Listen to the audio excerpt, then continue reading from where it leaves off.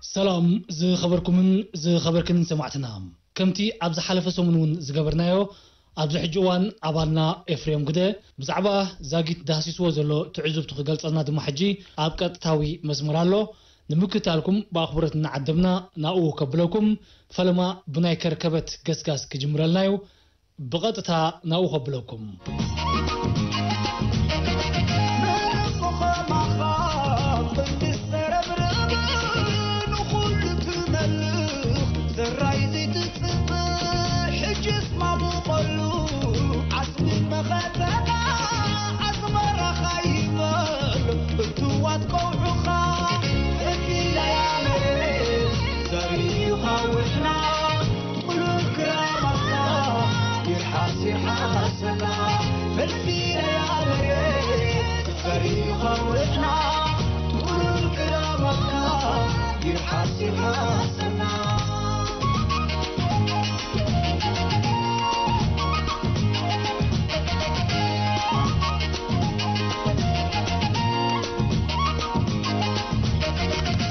كركبت تريقا بتصفت درجة تزازي مخنو بلو نخلينا إزوز اللو مايكا خم زفلت كساب لعلي 300 مليون نايم تحز عقمها 330 مليون متر كيبي إزو ما إزي تأكيبو أغرقح سلزلو أبتزقبو وطاخبت سلزلو تقند سراح جزي كازلو تي مسمرات ماي نابني حرشا بوتاتات سفيهم زرقاهي زغا من اسيات ولدو مس ابلات حيلتات مكلغال ايرترا مس زبن بمخان تسفيح زغونه ازيو ادمع زغونه سراحات يسرح له غون خا ابخباب زنبر حزبي افيمبول املايت لوكايف كساب اتاي زبصح غليو خاب ديغا فركبت غليو خا كابكال منچتات ناي روباتات عبيت اغان غيركا او بموترتات بمزرغاح بدحريقات صوتي ناب حزبي لمبصح يكادالو درو ابلوكايف اتاي املايت زمسرح زي تزازيمو غون زي ناي احداريت بيت تمرتي ابتين زوبا كركبتون حنتي العلميتي كفلتات زتقاللت مدقسي تمهارون مدقس ممهران نممغبي نعين مدري نمزري كومون نكفلتاتن لايبراري تقون عباي بيت تمرتت نصالا زيها كله بوشتاو عقمي منسيات مهندسات كومون بابلات حيلتات مكلغال إيرترا أبدل مع التوافي روميم زالت وزلوا إذا بقدامات أبصارنا قريبنا نيرنا بدحريوت قد طلقوا زنان أبكباب ألوبون أبزركبا تفل عليها فابريكاتات ناي لمعات اللوانا وينا تقعدنا مالتي بفورتو سوا جيرنا كابكركبت أفيمبول جيرنا فورتو سوا جيرنا ها ألوبو أتينا أبزي من جستي جزيه زغنا وفريز قبر دلو قالينا قدي من تهانيتن زنبراين رحن جمرين قالين كعمليسن ماشينر بموسخ عغمن بمدرع زعبي مهرتي مقبار زركبان كابزن زبط احنا حجي سفلالي اتكالات لمعات اب ألوبو زركبا شقنا له هذا فابريكيشن زبهال إذا حجي استفلالي ناي مسرب حصاوين زغونا عبيت ماشينري ليز ماشين ميلين ماشين زبهالا شاربينج استفلالي عينات ماشين او اتين مكاري اقحو صراحة مالك أقحونا أي مكان كون خل نايستفل عليه ماشينري زقونا أقحونا وزكاة زلوا نتفتات زقونا ماكينة كسبر تقل عبيت مكان تراكترات كسبرها خلاون زيت الجناتات من مقوار زي حجزي مالتي قلنا خا ناي ملحم مسرحاتون يكايد عبي زقونا زمناوي ناي ملحم أكايداون ناي ميتال ووركس ويت أنا حتى انتراحات بكايد اللي أو دلا فابريكيشن تبال أبزي درجة فلوت تبال تنبلل بالكم جالبا زمثل موتور مچنغو عماي زحازه نعون بوشتاو عقم سرحالو زي تفتينو صبوتي زهابي اجي تريغا ما عندك ان سخيت كله تنبلل እንዳበለት كم جالبا ኮይና ተገልግል ማለት ያነታ ሞተር ሒዛ አብደል ኸያ ቦታ ተወስዳ ወመጠንካ ትጭንጓ አላ ማለት ስለዚህ ተፈላለ ስራሕ አብዚ ከት ካል ፋብሪካ ሰፍነጋሎ አለቡ እዚ ፋብሪካ ሰፍነክ ቅድመ ሕጂ ዝሰርሕ ዝነበረ ሕጂውን ዝለዓለ ዓቕሚ ክሰርሕ ተዳሊሎ ኣብዚ ሕጂ ዝተፈላለ ዓይነታት ናይ ሰፍነክ ንኣባይቲ ዘገልግል ማለት እዩ ኣብ ይስራሓሎ እዚ ሕጂ ኣብ ዝሓለፈ ኣብ ዝተፈላለ ትካላት መንግስቲ ኣባይትን ምህናት ዝውዕል ሰሪሕሎ ኣብ ሙሉእ ሃገር ስለ ዝኾነ እቲ ፍርያቱ ኣብ ነፍሲ ወከፍ ገዛ ስለ ዘይኣተወ ምናልባት ዘይረአኸውን ግን ኣብ ዝተፈላልያ ትካላት መንግስቲ ተሰሪሕን ዘለዋ በዚ ፋብሪካ ዝሰርሐን ሕጂውን ይቕፅላሎ መንእስያት ሒዙ ካልእ ተዓዘብናያ ናይ ትካል መኽዘን መዝሓሊ እቲ መኽዘን መዝሓሊ ምናልባት ኣብ ኣለው ደሎ ክሳብ 2000 ቶን ናይ ማሓዝ ዓቕሚ ኣለዎ ማለት እዩ 2000 ቶን ክንብል ከለና 20,000 ኩንታል ማለት እዚ 20,000 ኩንታል ኣብ ሓደ ግዜ ትዕቅብ ዝኽእል ዝሒሉ ክዕቅብ ተደለኻና ዓመት ተጽንሖ ተደለኻን 6 ወርሒ ተደለኻን 4 ወርሒ ተደለኻን 3 ወርሒ ንዝተፈላለየ እዋናት ዘገልግል እዩ ማለት እዩ ኣብኡ ሕጂ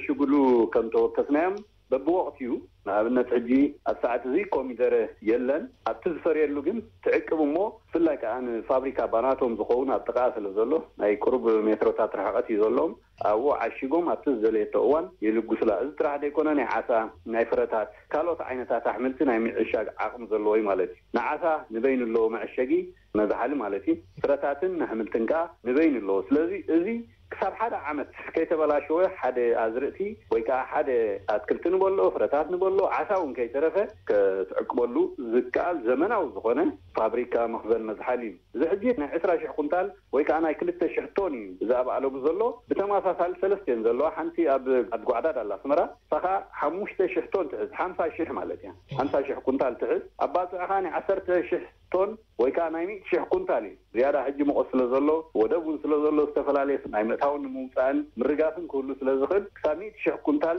ዝዕቅብ ዘመናዊ እዚአን ዘመናዊ በዚ ትካል መኽዘን መዝሓሊ ዝውነናየን ማለት እዩ ካልእ ዝተዓዘብናዮ ኣብ ባናቶም ፋብሪካ መዕሸጊ ኮሚደረ ማለት እዩ እዚ ፋብሪካ ዘመናዊ ፋብሪካ እዩ ክሳብ 5,000 ኩንታል ኣብ ሓደ መዓልቲ ናይ ምምስራሕ ናብ ሳልሳ ናይ ምምስራሕ ዓቕሚ ዘለዎ ትካል እዩ ዘመናዊ ትካል እዩ ኣተሃናንፁ ኩላህና ከም ንፈልጦ ኣዝዩ ዝተራቐቐን ዘመናውን እዩ እዚ ሕጂ ሙሉእ ብሙሉእ ብኤርትራውያን መንእስያት እዩ ዝካየድ ዘሎ ቅድም ምስ ናይ ኢጣልያውያን ሽርክነት ዝስራሕ ነይሩ ሕጂ ግን ሙሉእ ብሙሉእ ብኤርትራውያን ክኢላታትን መሃንድሳትን በዓሎም ብኮምፒተራይዝድ ፕሮግራማቶም እንዳገበሩ ዘካይድዎ እዩ እዚ ሕጂ ወቕታዊ ምክንያቱ ነዚ ዝኣክል ምህርቲ ክሳብ ሕጂ ነቲ ዓቕሚ ዝዳረግ 4,000-5,000 ኩንታል ንመዓልቲ ክትቅርበሉ ዝከኣል ኣይኮነን ምስ ግዜ ግን ነቲ ኩሉ ከባቢ ናይ ጋሽ ባርካ ክሽፍን ዝኽእል እዩ ማለት እዩ እንዳሰፍሐ እንዳዓበየ ክኸይድ ከሎቲ ናይ ሕርሻ ዓቕምና እዚ ፋብሪካ ዝድልው እዩ ማለት እዩ ብዓቕሙ ግን ኣብታ ዘለዋ ማለት እዩ ነተን ዝመፅኦ ወቕታዊ ኮይኑ ኣብታ ዝደልያኻ መስሪሑ ንኩላተን ትፍርያቱ ዝኩሉ ንፈልጦ ንሰዋ ንበሎ ንኣባላት ሓይልታት ምክልኻል ንበሎ ንትካላት መንግስቲ ንበሎ ንኮሌጃት ንኣብያተ ትምህርቲ ናይ ኮሌጃት ማለት እዩ ኣሕደርቲ ኣብያተ ትምህርቲ ኩለን ካብዚ እየን ሳልሳ ዝወስዳ ማለት እዩ ንመንግስቲ ዓብ ናይ ወፃኢ ሸርፊ ንበሎ ወይ ናይ ውሽጢ ሃገር ወፃኢ ካብ ምግባር ከዓ ኣዝዩ ደግፊዎ ኣሎ ማለት እዩ ብኡ መጠን ከዓ ሓደ ከዓ ንህዝቢ ዝዝርጋሓሎ ማለት እዩ እዚ እንዳዓበየ ክኸይድ ከሎ ምስ ትምህርቱ ወይ ትፍርያትን ዓበየ ክኸይድ ከሎኻ ኣዝዩ ብዙሕ ዝኾነ ቀረብ ክቅርብ ከም ዝኽእል ካብኡ ሓሊፉ እውን ንሰደድ ክልእኽ ከም ዝኽእል ርዱይ ማለት እዩ ከም ሽሙ ባናቶም ከም ንፈልጦ ባናና ኤንድ ቶማቶ ማለት እዩ እቲ ባናና ብዙሕ ይስራሐሉ የለን ኣብቲ ፈለማ ተፈቲኑ ፅቡቅ ክሳይ ኣቢሉ ግን ብቕዓት ናይ ባናና ወሳኒ ማለት እዩ ከባቢና ብቑዕ ዝኾነ ባናና ክሰርሕ ክኽእል ኣሎ ምክንያቱ እታ ማሽን ኣብዚ ዘላ ዝኾነ ኣበር ዘሎ ኮሚደረ ባዕልያ ተውፅኦ ማለት እያ ዝኾነ ኣበር ዘሎ ባናና እውን ባዕልያ ተውፅኦ ስለዚ እዚኣ ዘመናዊ ዝኾነት እቲ ኣብኡ ልዕሸግ ከዓ ኣዝዩ ተባሃጊ ምክንያት ኮሚደረ ናይ ኤርትራ ኣዝዩ ፍሉጥ ተባሃጊ ብፍላይ ኣብ ዋላ ታሪክ እውን ከም ንፈልጦ ማለት እዩ ኣብ 50ታት ንበሎ ኣብ መወዳእታ 50ታት ፈለማ 60ታት ዝነበረ ኮሚደረ ናይ ኤርትራ ኣዝዩ ፍሉጥ ባናና ናይ ኤርትራ ኣዝዩ ፍሉጥ ተዓሽጉን ደገ ዝኸይድ ዝነበረ እዩ ዋላ ዝሕጂ ድፈርደሎ ሳልሳ እውን ኣዝዩ ተወዳዳሪ ኣብ ደገ ተሃራፊ እዩ ግን መንግስቲ ገና ንውሽጣዊ ዓቕሚ ብዝያዳ ዝጥቀመሉ ዘሎ ኣብ ደገ ኸይዱ ዝያዳ ተወዳዳሪ እዩ ብቕዓት ተረጋጊፂ እዩ ኣዝዩ ተጠላቢ እዩ ማለት እዩ እቲ ዘሎ ማዕሪ ዝኸይድ ኮሚደረ ናይ ምሳይ ዓቕምና ክዛይድ ክኽእል ኣሎ ኣዝዩ ክዛይድ ክኽእል ኣሎ ምክንያቱ እቲ ፋብሪካ ኣዝዩ ገዚፍ ፋብሪካ እዩ ናይ ብሓቂ ኣዝዩ ዝኹርዓ ሃገራዊ ሃብቲ ካልእ ኣብ ዝረኣናዮ ኣብ ትካል መመንጨዊ ሰዓት ወይ መመንጨዊ ኤሌክትሪክ ነቲ ከባቢ ግድን ከድልየካ ፋብሪካታት ዓበይቲ እንድሕር ትገብር ኣለኻ ትካላት እንድሕር ዓበይቲ ትገብር ኣለኻ ኣብኻ ንዑ ዝዳረግ ሰዓት ክህልወካ ግድን ስለ ዝኾነ ኣብ ከባቢ ኣለቡ ነዚታት ዘንቀሳቐስ ናይ ሰዓት ተተኺሉሎ ማለት እዩ እዚ ብነዳዲ ዝሰርሕ እዩ ተናው ደለዋ ሞተር ናይ ኤሌክትሪክ ብነዳዲ ዝሰርሐን መጻኢ ግን ናይ ሰዓት ካብ ካልእ ምንጭታት ብፍላይ ከዓ ናይ ፀሓይ ሰዓት ካልእ እንዳገበርካ ከዓ ዓበይቲ መርባት ኣሎ ማለት እዩ እዚታት ሕጂ ብፍላይ ከዓ ኤሌክትሪክ ኣዝዩ ኣገዳሲ ኮይኑ ዝረአካ እግሪ መገዱ ነዘን ትካላት እዚአን ተባሂሉን ነትኡ ደሎ ከባቢ ህዝብን ኤሌክትሪክ ከም ዝረክቡን ተገይሩሎ ብዙሓት ኣብቲ ከባቢ ዘለዋ ኩሸታት ንበለን ካብዚ ተጠቀምቲ ኮይነን ኣለዋ ማለት እዩ ስለዚ ኣብ ጋሽ ባርካ እቲ ለውጢ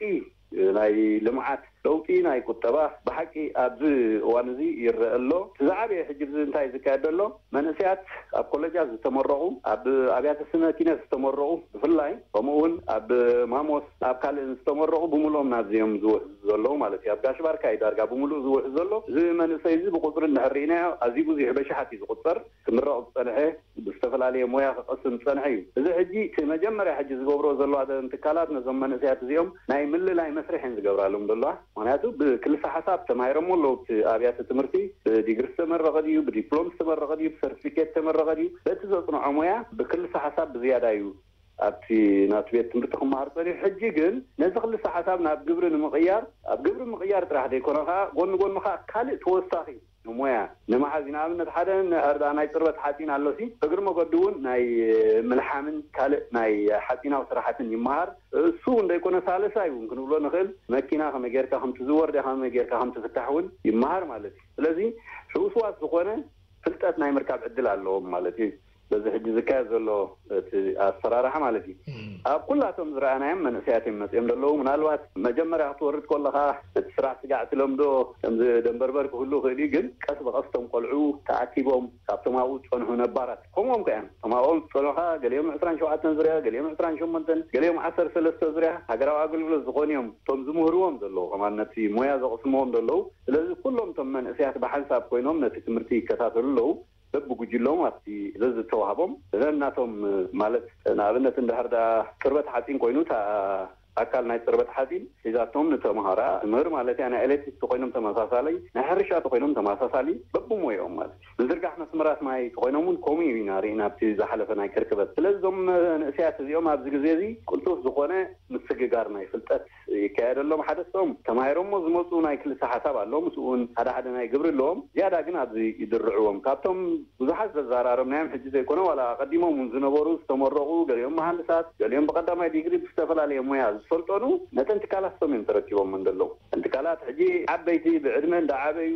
ኣብቲ ምምራሕን ሳይል እዮም እምበር ብዝያዳ ባዕሎም እዮም ቶም መንእሰያት ሒዞሞ ዘለዉ ስለዚ እቲ ምስግጋር ናይ ስራሕ ተረከብቲ ሕድሪ ኣና እንታይ ይኽእሎም ንኽእል እዞም መንእሰያት እዚኦም ኣቐዲሞም ዝፀንሑን ሕጂ እውን ዝኣትዉ ዘለዉ ተረከብቲ ሕድሪ ብስራሕ እዮም ኮይኖም ዘለዉ ብስራሕቲ ነቲ ሕድሪ ይርከብዎ ኣለዉ ብግብሪ ከዓ ንጥፈታት ይካየድ ኣሎ ኣብዚታት ሕጂ ሓደ ሕፅረታት ክህሉ ክእል ናይ ኤሌክትሪክ ክህሉ ክእል ናይ ገለ ናይ ቀረባት ክህሉ ክእል ግን ነዚኻ መንግስቲ ብሙሉእ ዓቕሙ ሕጂ ምክንያቱ ሕጂ ሰላም እዩ ኮይኑ ዘሎ ኣብ ኤርትራ ከመይ ኤርትራ እውን ሰላም ዘለዋ ሃገር ኣላ ክትብል ኣይትኽእልን ኢኻ ሰዓት እዚ ስለዚ ምስ ዘለዋ ሰላም ሙሉእ ዓቕማ ሕጂ እንድሕር ዳ ኩሉ ህዝባ ይኹን ዝተምሃሩ መንእሰያታ ይኹን ኣባላት ሓይልታት ምክልኻላ ይኹን ኩሉ ነዚ ሃገር ክትለምዕ ዝደሊ ህዝቢ እንድሕር ዳ ስራሕ ተዋፊሩ ርኡይ ዝኾነ ለውጢ ኣብ ርሑቕ ዘይኮነ ኣብ ቀረባ መፃ ክንርኢ ንኽእል ኢና ማለት እዩ በዚ ዝካየድ ዘሎ ንጥፈታት ናይ ባሓቂ መንግስቲ ሰፊሕ ዝኾነ ኣበጊስዎ ዝፀንሐ ገሊኡ ተወንዚፉ ዝፀንሐ ገሊኡ ኣብ ምብግጋስ ዝነበረ ማሽነሪታት ዝውሕዶ ዝነበረ ዝሓፅሮ ዝነበረ ኩሉ እናማልአ እዩ ዝኸይድ ዘሎ ሚእቲ ካብ ሚእቲ ኩሉ እኳ ኣማሊእዎ ተዘይበልካ ዝበዝሕ ግን እናማልኦ ተኻልእ ከዓ እናስዓበ እዩ ዝኸይድ ዘሎ ነዚ ማዕረኽ እንደይ ገዚፍ ካፒታል የውፃሉ ከም ዘሎ ማዕረኽ እንደይ ማል የስሰሉ ከም ዘሎ ከዓ ዘርኢ እዩ ስለዚ ኣብ ትካላት ኣለቡ ዝረኣኽዎ ኣዝዩ ዘኹርዕ እዩ ፅገና ንበሎ ትራክተራት ሕጂ ኣውየን ፅገና ባላሸዋ ከለዉ ምናልባት ናይ ሓደ ገና እውን እቲ ስፔር ፓርትስ ናተን እውን ኣብዚ ዝሰርሖ ስለዘይከኣል ካብቲ ተሃንፃሉ ወይ ከዓ ዝተሰርሓሉ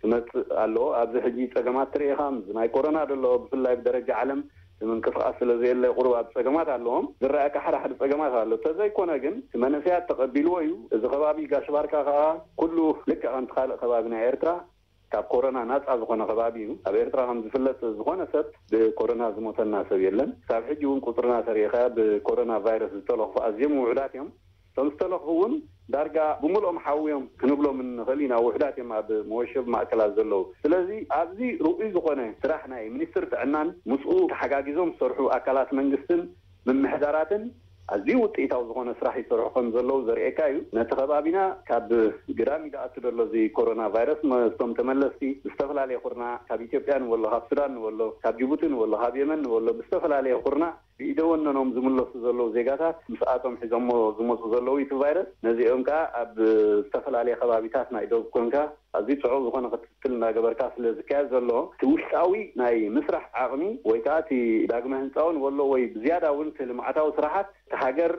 ويتمنى ناي زهاجر تمهردي تلتزق قسمدي كله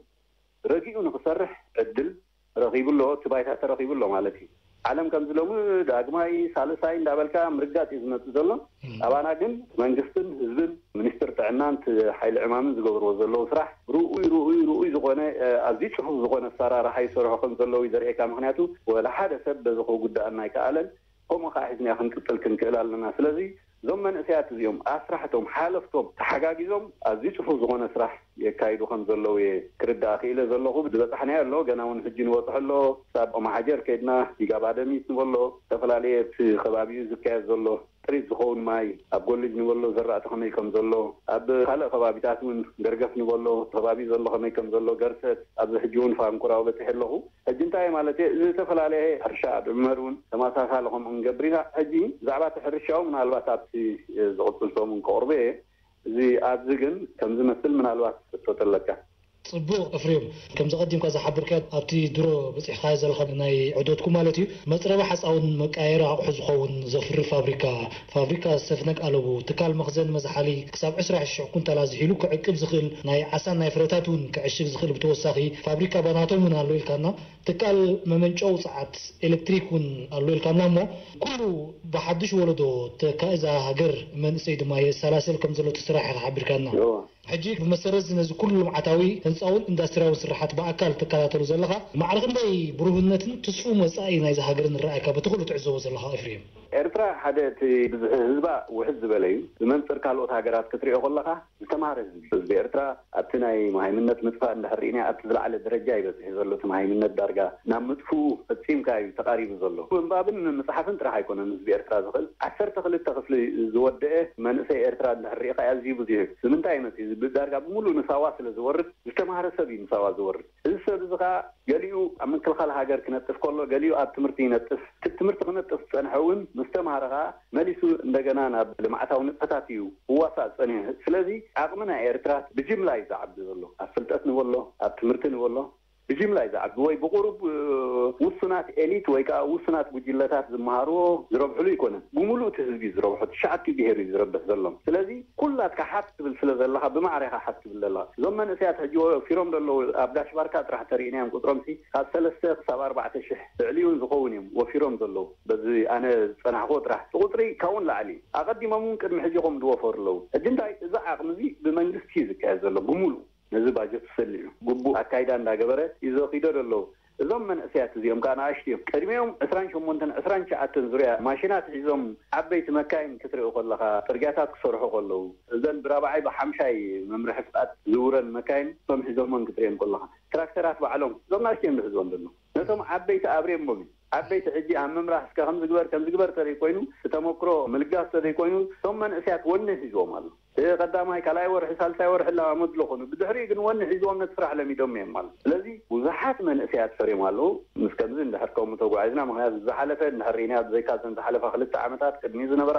18 عامات تنقدامت كينات نيرنا بدحريو زنبر 16 عامات كا اي كينات سلام قنيات مزلنا وحدي مزلنا كل هناتنا بمساتيتا دارغا زز حزنا زز حقات من سينا الدفاع يقوم لهم هاي حاجر كتوصل لك قدام نسمع حاجرنا وحسنا جن حجي تزام هذا سلام نسي سلزلو نزحش سلام كذا هنا كان رئيس لزلنا خيس يستجاجر سلزلو ملو عقمناي إرترا حجي قبل ما يكون ملو ولا حنت واحد زي كنا في درجة 100 سنوي قاعد تقنع مالك بل 8 سي تصنع من سي إرترا قيم والله مالك خم جمر يا زلمة راسك حجي دلو إرترا قفا بيلصنع والله نزاز صنع هاجر كحجي أمل معلم مالك هذي فليو أبي كنت تساتف خد كون وعلو هذا ورك أو تاريخ فلذا أبي تساتف من سي هاجر أم هنا تركب الله نزا هاجر زي أخا هنساي من هالبات مستعولو ما دلو مسجلو دلو قلت فلوتي قلت فجلة زدل سوالو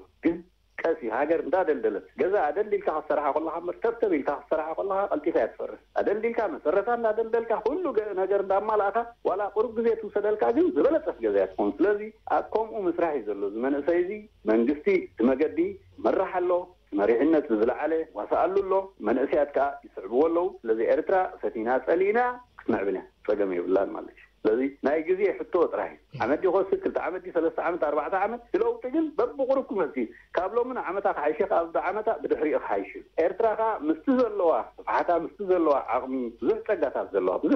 زلوا حاجة هذا ناي بحرجة ما قوم زلوا تجاتات مخلطينا أب وشتاونا حرشة وتاتا زلوا حرس الوضع جناي تنكسنين كمان أزيد تجات زلوا بناي إنسا زجرام أزيد تجات زلوا بملك عمدري بالجغرافيا تتري والله أزيد تجات زلوا بكلمة بقناتها تأرتمت إن احتفل عليها كلمة زلوا تباهجي تهاجر يا مالك لذا تباهجي تهاجر مستزلوا استراتيجية وتقاطع أقربا جزء تتأماتي كاتزلاتو زيادة تتأماتي كاتزلاتو زيادة تمعبليا معبل تراح يكون من زيجاتها أخويناتي قالوا زيجاتها كمان بسدد مطلعها قرص قون يا زها كل سب بعد ما زلوا كركولي بحلا أنا متشن صبوق إفريم كده لمون دقيمك إيرترا أبصراحة زلا إذا هاجر أب حديد لمعتها وقعزيا زلا الكنا إفريم ما مسمر كلها عرفت قنا كمساجري موسيقى هنقبل هرّي سمعتنا كخوني وكما إذا يكون تقول تعمل زي ما قرب سمعنا هم اللسينام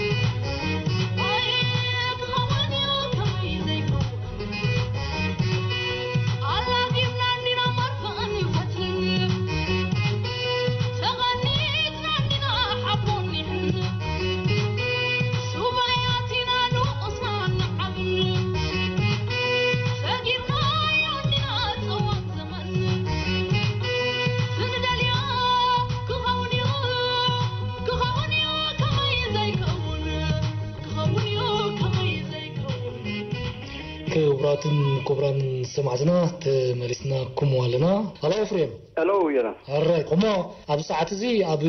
فانكوراوي كم تركب مثلا مزز نبرة سبوك كراماتنا يلو بزبن ديجاتاتنا معركن داي ما يوحل لنا الوا أتبوتا حرور شلو دقاني يحفف نديو عمتاوي بربزو حيز لبزبن كخمي حيزن زن ديجاتات كلنا بتخواب دلا كركبت أب روا باركا ون تدوكينوس لزلو روا باركا نسرح خفالو يزو على فرقي مليون متر كيبي عمتاوي ربابار كما يحزون غربت هاجر زخيد لذي نزخ أبد بكبابيو نادخمكا نتزلو ماي معكابي هذا عمت زيت 330 مليون متر كيب تتحيزلو ما يجن حسكا موداتا كزرقو حقت كلا لك هتكمل لك لذي فركبت ملو بملو نتماي عقير والله عقير وزلو خاب استفلاليتنا حرشا نتفتات مخكايت تمسمراتون نمزرجح صفوف زقنا ناي مسمرات مزرج هي ماي زقنا تبوتاتون بوشتاو عمي أباد زلو فابريكا بلاستيك ناي إرتراي سرح زلو أزيوت يتاو مخاني رئي زلوهم كالتي زعابية تبتعاتي دلو بزهاجر استفلالي أب برق تبوتاتات وي قوتات أغان كساب 10 متر كيب ماي ناي محاز عقم زلو أغان نادي يبكا يسرح زلو تحتيون على ክሳብ ፍርቅናቱ ርብዕናቱ እናገበርካ ከከም መጠኑ ወውን እናገበርካ ብሞተረታት ማይ ተደይቦሞ ብድሕሪኡ ብጸቕጢ ናብ ዝደለኸያ ናይ ሕርሻ ቦታ ድዩ ናብ ህዝቢ ዝግልገለሉ ድዩ ናብ ኣብያተ ትምህርቲ ድዩ በጻሕሎ እዚ ጥበብ ዝተሰርሑ እቲ ናይ ምልሓም መስራሕ ኣብዚ ዝካየድ ሕጂ ዘልሕምዎ እቶም መንእሰያት እዞም ዝብለካ ዘለኹ ዝተማሃሩ መንእሰያት እዮም ሒዞሞ ዘለዉ ነቶም ዓበይቲ ዳርጋ 100 ተደይበልኩስ ተስዓ ወይ 80 ገለን ካብ 100 ተኪኦም እዮም ነቶም ዓበይቲ እቶም ዓበይቲ ሕጂ ኣብ ምምራሕ ኣብ ምርኣይ ከም ዝግበሩ ናበልካ ኣብ ማዕዳን ምኽርን ማሃብ ታሪኽ ኣብ ምንጋር ተጸሚዶም ዘለዉ እቶም ማእኸሎት ዘለዉ መንእሰያት መስራሕ ሕዚ ሒዞሞ ዘለዉ ገሊኦም ካልኣይ ዙርያ ኣለዉ ሳልሳይ ዙርያ ኣለዉ ከምኡ ናበልካ 4ይ 5ይ ክሳብ 14 ዙርያ ዝረኸብኩም ኣለዉ ብዙርያታት ማለት እዩ እዚኦም ሓለፍቲ ኮይኖም ነቲ ስራሕ ናይ ጨናፍር ሓለፍቲ ወይ ናይ ኣካላት ሓለፍቲ ኮይኖም ነቲ ስራሕ ብግብሪ ዝመርሑ ዘለዉ እዮም ስለዚ እቲ ትብለኒ ዘለኻ ምስ ማይ ምስ ዝኽራማት ክትብል ከለኻ ማይ ክራማት ሎም ጽቡቕ ነይሩ ዋሕዚ ክትሪኦ ከለኻ ኣብ ገሊኡ ጽቡቕ ውሕጅ ነይሩ ኣብ ገሊኡ ከዓ ትውሕጅ ከምቲ ዝድለ ከይከውን ይኽእል እዩ ስለዚ ተንዲጋታት ማይ ኣለዎን ማለት እዩ ተዓቐነን ብልክዕ ክንድዚ ክብል ኣይክእልን ድሕዞ ግን ናይ ባደሚት እንድሕር ዳ ከይደ ሕጂ 14 ሚልዮን ሜትር ኪዩብ እያ ትሕዝ ጽቡቕ ማይ ሒዛ ኣላ እዚኣ ሕጂ ኣውራቲ እንደ ዕላማ ኣኽማን መጀመርያ ሰግራ ዝነበራን ብተከዘ ብገለገረን ሰግራ ዝነበራ ጥሪትና ሕጂ እኹል ማይ ናይ መጓሰ ረኺበን ኣለዋ ማለት እዩ ዝዓብየ እዩ ኣብኡ ሕጂ ከብቲ ንበሎ ጠለበጊዕ ንበሎ ዝረኸብናየን ኣዝየን ብዙሕ ቁጥሪ ዘለዎን ጠለበጊዕና ረኺብና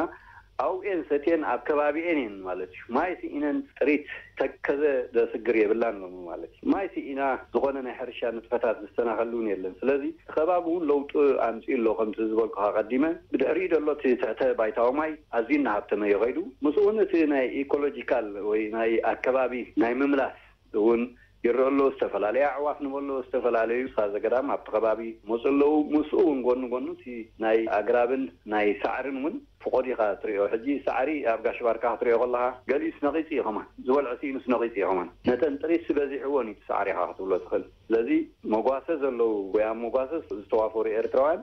ዝግባእ ናይ ማይ ቀረብ ኣብ ከባቢኦም ንጥሪቶም ብዝያዳ ረኺቦም ኣለዉ ንነፍሶም እውን ከምኡ ማለት እዩ ስለዚ ጥሪት ናይ ኤርትራ ሕጂ ዳርጋ ተኸቢረን ኣብ ዘለዮ እውን ብዘይ ሃልቂ ዝድለ ማይ ይሰትያ ኣለዋ ካልእ ናይ በዓል ገርሰት እውን ዝተፈላለዩ ስራሕት ኣሎ ምናልባት ኣብ ዝመጽእ ዘሎ ጽሙቕ ኣቢለ ካልእ ግዜ ከቕርቡ ዝመጽሰሙን ፋንኩራዊ ፋንኮ ጽሙቕ ገና ይበጻሕኳን ደሎ ፋንኩራዊ ግን ማይ ኣለዋ ልክቲ ዲጋ ነቲ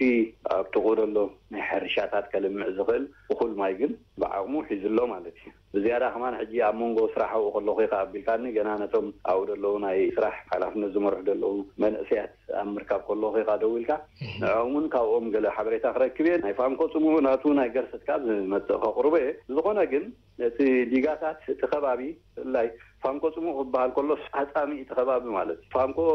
ራዊ ብተዛማድ ዳሓሸይ እዚ ከባቢ ግን ማይ ዘይርከቦ ከባቢ ማይ ከም ዝርጋሐ እዩ ገይሩ ዘሎ መንግስቲ ዝኣት ማሕበራዊ ፍትሒ ዘርእየካ ኣብ ርሑቕ ገጠራት ማሕበራዊ ፍትሒ ክመጽእ ኣሎ ክብለካ ከሎ ካብ ኣታይ ኢና ናብዚ መጺና ዘለና ኣታይ ማለት ብሰሜናዊ ምዕራብ ናይ ኤርትራ ዝርከብ ከባቢ እዩ ብሄረብ ዳዊት ዝነብሩሉ ከባቢ እዩ ሰበክሳግም እዩ ህይወቶም ኣብኡ ከይተረፈዩ መንግስቲ ብዙሖም ብዘየገድስ ቁጥሮም ብዘየገድስ ማይ ተኺልሎም ዘሎ ማለት እዩ በጋነ ገይሩ ማይ ተኺልሎም ዘሎ ስለዚ መንግስቲ ብኩሉ ኩርናዕ ናይ ሃገር እቲ ማሕበራዊ ፍትሒ ብተዛማዲ ፕሮፖርሽናል ተኽህልዎ ብዝብል መምርሒ ናብ ኩሉ ዘባፅሖ ዘሎ ኣብያተ ትምህርቲ ብተዛማዲ ከምኡ ኣብ ካልእ ናይ ሕክምና ኣገልግሎት ዳርጋ ኩለን ኢኻ ትረኽበለን ክሊኒክ ትረክብ መደበር ጥዕና ትረክብ ስለዚ መንግስቲ ብፍላይ ኣብ ገጠራት ገይርዎ ዘሎ ለውጢ ናይ ባሓቂ ክምስገን ዝግብኦ እዩ ስለዚ እተን ሊጋታት ብዓቕመን ሒዘን ኣለዋ ገሊአን እውን መሊአን ዘለዋ ከካይደን ዝኽእል ነቲ ሕርሻዊ ንጥፈታትን ከካይደን ዝኽእል ጥሪት ክኸውን ዝኽእል ንዝተፈላለየ ንዝስተድዩ ክኸውን ዝኽእል ማይ ኣዋህሊለን ኣለዋ ብዙሕ ዘሰክፍ ኣይኮነን ጽቡቕ ፍሬም ዋላ እኳ ዋና መሰረት ዕዶትኩም ኣብቲ ህንፃውን ልምዓታውን ኢንዳስትርያውን ምዕበሌታት ናይቲ ዞባ እንተኾነ ነገ መገዱ ግን ህዝብናውን ሓበሬታ ክትቦ እቲ ጎንኩም ትከታተልዎ ዘለኹም ሕርሻ ዞባ ጋሽባርካ ዝዋንዚ ከመይ ኣሎ ናይ ኣንበጣ ኩነታት ከፍርሕ ድዩ ወይ ትስፍርነቱ ከመይ ኣሎ ትሕርሻ ምናልባት ንሕና ዝረገጽናዮ ናይ ኣንበጣ ብዙሕ ኣይራናን ምናልባት ኣታይ ዝብልዎ ከባቢ ቁሩብ ናይ ኣንበጣ ርኢና ግን ብዙሕ ኣይኮነን ኣብኡን ተወኪስና ከም ዝሓተትናዮም እቶም ናይ ሕርሻ ኣባላት ክሳብ ሰልዓ ከይዶም ክሳብ ዝተፈላለየ ከባቢታት ከይዶም ይነፅቡ ከም ዘለዎ ሓበሬታ ረኺብና ማለት እዩ ኣብኡ ዘለዉ ናይ ምምሕዳራት ከባቢ ዝሓተትናዮም ተወከስናዮም ካብቶም ብሄረ ዳዊት ዝተፈላለየ ከባቢ ናይ ምንጻግ ይካየድ ከም ዝነበረ ዝቕድሚ ሰሙን የድብል ኣለኹ ማለት እዩ ስለዚ ኣብ ዝኾነ ክርአ ዝኽእል ኩብኩብታ ይኹን ዝተፈላለየ ብቲ ከባቢና ነፂጎም ለም ካብኡ ናብ ከባቢ ናይ ደቡባዊ ምዕራብ ክንመጽእ ከለና ግን ንሕና ብፍላይ ኣብ ናይ ጎልጅ ይኹን ኣብ ዝተፈላለዩ ከባቢታት ናይ ኣንበጣ ኣይረኣኹን ማለት እዩ ክሳብ ኦም ሓጀራት ዶብ በፂሐለኹ ዝኾነ ናይ ኣንበጣ ምንቅስቃስ ኣይረኸብኩን ምናልባት ሓንቲ ዝረኸብኩ ኣብ ኣታይ ዝብለዋ ከባቢ ሱቓ ብንኡስ ዓቕሚ ክነፍሪ ኢና ማለት እዩ ብስእሉን ገለ ህዝንያ ግን እዚ እውን ኣቐዲሞም ተነፂጎ ፀንሐ ከም ዘፍርህ ገለ ዓይነት ኣይኮነን ማለት እዩ ህዝቢ እቲ እቶቱ ዳርጋ ብምሉኡ ኣብ መኼዳ ይደሎ ሕጂ እቲ ህዝቢ ስለዚ ብዙሕ በዚ ከባቢ ዘሎ ዘሰክፍ ናይ ኣንበጣ ኩነታት የለን በዚ ኣነ ዝረገዝክዎ ማለት እዩ ክሳብ ካብ ኣልኡት ሒዝካ ፎርቶሳዋት ሒዝካ ኣሲምቦላት ሒዝካ ከርከበታት ሒዝካ ናብ ዝኽትመጽእ ከለኻ እውን ተሰነይ ኢልካ ጎልጅ ዝኸባቢታት ፋንኩራው እውን በፂሐለኹ ማለት እዩ እዚ ኩሉ ዝረገዝኮ ዝኾነ ናይ ኣንበጣ ዘሰክፍ ኣይረኣኹን ሓደ ኣንበጣ እውን ክነፍር እውን ኣይተዓዘብኩን ስለዚ በዚ ከባቢ እዚ ዝሓሸ እዩ ጎልጅ ናይ ሕርሻ ቦታ ዝበሃል ወላ ሓንቲ ዘጓነፈ የለን ኳዳ ካልእ ህንፃታት እዩ ዝስራሕ ዘሎ ካልእ ልምዓታዊ ንጥፈታት እዩ ዝካየድ ዘሎ ፅርግያ ካብ ተሰነይ ንጎልጅ ዘእቱ ናይ 20 ሜትሮ ስፍሓት ዘለዎ ይስራሕ ዘሎ ንዕውን ብስእልን ብገለን ሒዝና ኣለና ማለት እዩ